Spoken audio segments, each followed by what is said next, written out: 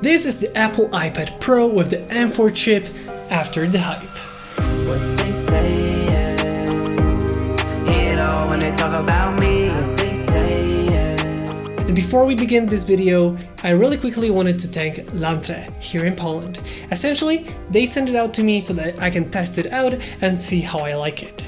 So a very quick thank you to Lantre. If you're interested in Apple products, check them out in the link down below. So this right here is the Apple iPad Pro.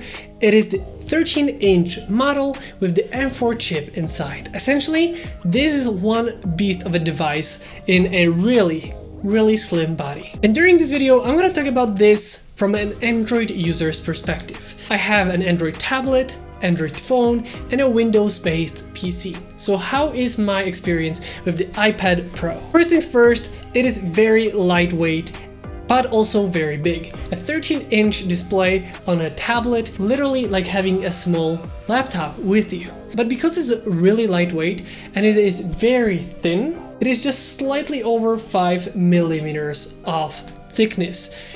This is just incredible. It is literally really slim. As you can see, you can barely see it now. It is 5 millimeters thin, but at the same time, it is very powerful in everything that it does. The first thing you're gonna notice is the screen. It is a very beautiful 13-inch screen with beautiful colors and contrast. It is the Ultra Retina XDR screen, and I have to say it is really colorful.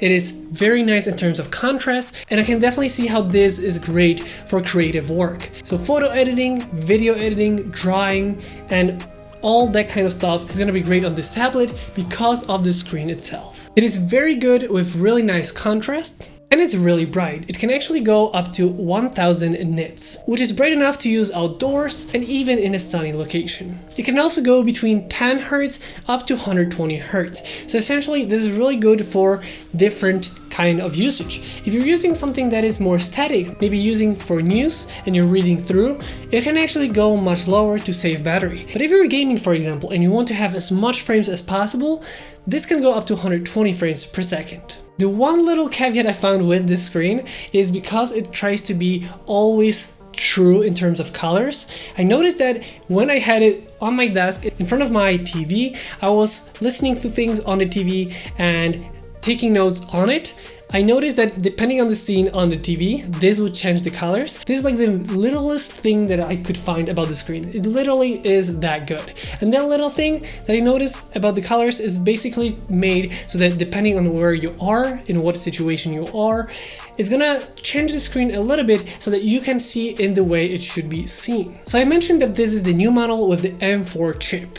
And the M4 chip really has great performance. And also it is really good for thermals. Even when gaming, I never noticed that it would get too heated up. Even though we're in the middle of the summer and it's really hot, this iPad doesn't get too hot, which is really nice. And because of that, it should be able to maintain steadier frame rates and performance. And it's also capable of playing Assassin's Creed Mirage and other AAA games, which is just incredible that a tablet that is 5 millimeters thin, that basically you cannot see when I do this, you can actually play Assassin's Creed Mirage on it like a gaming console. That just shows how powerful the M4 chip is, even in a body of this size and it being so lightweight. It is definitely better than the competition. Well, this iPad isn't cheap compared to the Android tablets that you can get for 1/7 of the price, which they're still gonna be really good for just casual scrolling, but this is a powerhouse that you can literally use like a laptop and do some serious work on it. You can literally put DaVinci Resolve on it and do video editing. In this way, it's only limited by its software, being that it's a tablet and not a Mac laptop, meaning that this doesn't have the Mac OS that you would have on a laptop, and because of that, the DaVinci Resolve is the iPad version, which is a little bit different. It could definitely work because it's a really powerful chip. Essentially, whatever you throw at it, even if it's just casual or maybe professional work, this can handle it with ease. And because the screen is so great, it's just a pleasure to work with. And keep in mind, you can get a keyboard for this, making this pretty much like a laptop. And one thing that for me is different as an Android user, this works on iOS. It's a different operating system. If you're already using an iPhone or a Mac laptop, this is a great thing for you because it works on the same operating system as your other devices, and because of that you have nice connection between all of the devices. You can airdrop different files between the devices, but for someone like me that uses everything from Android and Windows PC, this doesn't work the same way. But anyway, the iOS seems to be really refined, very smooth, really responsive. Everything just seems to work the way it should be. And I feel like it's great for average consumer because you don't have to really play around with settings to have everything work as it should. It is a great operating system in itself and is really a pleasure to use. Also, there are so many great built-in apps, like the one that has been my favorite so far. I was taking notes on this and I'm just loving the Notes app on this. And also because of that, not only have great apps already built in, so it's great for general consumer because you don't have to look around which app is going to be good for whatever, it's already built in. But also if you go to the Apple Store, you're going to find that there's maybe less apps than maybe on the Play Store. And don't quote me on that, it could be different, but it just feels like there's less bloatware and more, better working apps and better games and that kind of stuff. Where on the Play Store, I just have a feeling that there's a lot of, scammy apps, a lot of everybody has access to it. So there's a lot of different good and bad apps. But here, I would say it's a little bit more picked out from the apps. Not everything is on it, but thanks to this, there's less of the bad apps on it. And I feel like the iOS system overall for creativity and productivity is one of the best systems you can ask for. One of the things that I got with the iPad Pro for testing is the Pencil Pro, the Apple Pencil Pro. As you can see, as always, it's magnetic. It charges magnetically, which means that it's holding itself to the iPad. And funny thing is, it's actually thicker than the tablet itself. That's how thin the iPad Pro really is. But what is really cool about the Pencil Pro? First off, this is how you can actually charge it. You don't have to charge it separately. All you have to do is just put it to the magnet and it's charging automatically. It is definitely really amazing for hand writing. It's really good and it just feels really good in hand. And also, first feeling was I was not really used to writing on a screen and I just felt really out of place. But after a day or two, I really got the hang of it and now it's my favorite way to write my notes because I love the digital aspect of the notes, but also being able to pretty much draw and write whatever I want with the pencil, meaning that it is like the best of both worlds because I love taking notes and writing things down with the handwriting, but also I like to have digital notes, which can be a little bit more, different than just having a piece of paper because you can really play around here. You can zoom in, zoom out, make huge notes, just a lot of different features thanks to this combo. So this is definitely a must in my opinion if you want to do any kind of serious note taking. It's such a pleasure to use that I've just fallen in love with taking notes.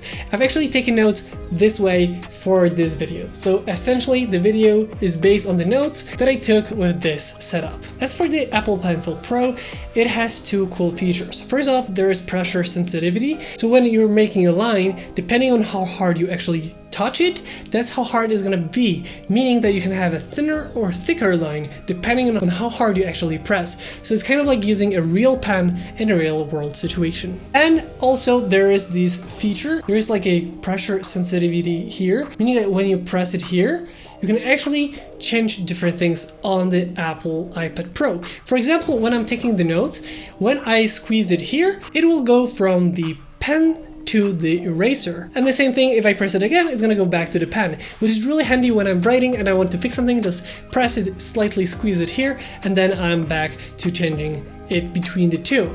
That's really cool and a really nice feature because there's no different buttons on the pen itself. It's definitely something you have to get used to, but it's a great thing to have on your iPad Pro. And for testing launchers, and one more thing, which is the magnetic cover. Essentially, it is a nice cover that you have for the front and the back.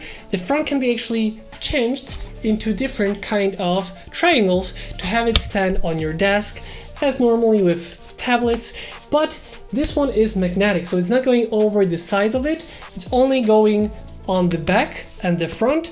Essentially, it's just being connected magnetically on the back of the iPad Pro. So as you can see, and it's already there. You don't have to put it on in any other way, it's already connected, it's already working together. One thing that isn't really a selling feature of tablets is the camera, but the camera itself is pretty good. It can actually record up to 4K in ProRes, and there's also the LiDAR scanner on the back. It's really cool to use the scanners here because you can actually use it to scan how big a room is without getting anything else other than your tablet, which is really cool. You can just scan it with the motion, you see it on the screen. That is a really cool feature that I really love that the Apple iOS systems have. And last but not least, the speakers, and they are really premium. They're definitely on the more stronger side. You can feel the bass, you can feel the rich sound from them. There's actually 4 of them, so there's 2 on the bottom and the top. So essentially you have, if you're holding like this, you have 2 here and 2 here.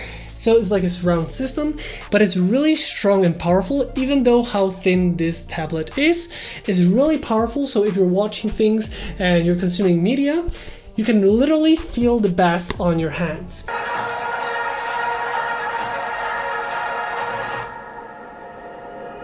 This is something that feels so premium and so good compared to the competition. And yes, this is a premium tablet by all means. Literally, you cannot go wrong with the Apple Pro with the M4 chip. But there is a question if it's worth the hype, if it's worth the money, and I would say it's definitely worth the hype. It's an amazing pad for all the creativity and productivity, as well as media consumption.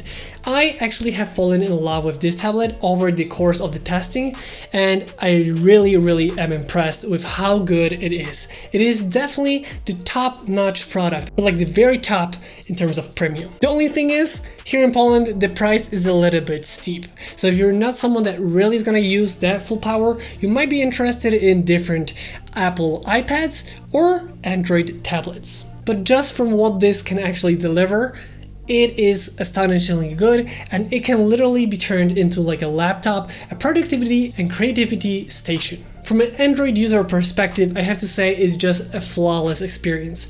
Everything is very smooth, very easy to use, and just everything works as it should. I feel like sometimes on the Android side, you have to play around with settings or maybe different apps. Here, everything is just set to go. You turn it on, log in, and everything is there for your usage. And because it's a very powerful device, it really has no problems handling anything that you throw at it. The build quality, the speakers, the screen, everything that you look at it, everything is top notch. But the price definitely reflects that too. And even though I use an Android phone or a Windows-based PC, it still wasn't a problem to enjoy this iPad Pro. I can definitely recommend it. It's a great piece of a device. Overall, I love the experience with the iPad Pro. With that being said, that's gonna be the end of today's video. I hope you guys enjoyed this video. If you did, don't forget to like, comment, and subscribe. I hope you guys enjoyed this video once again, and I'll see you next time.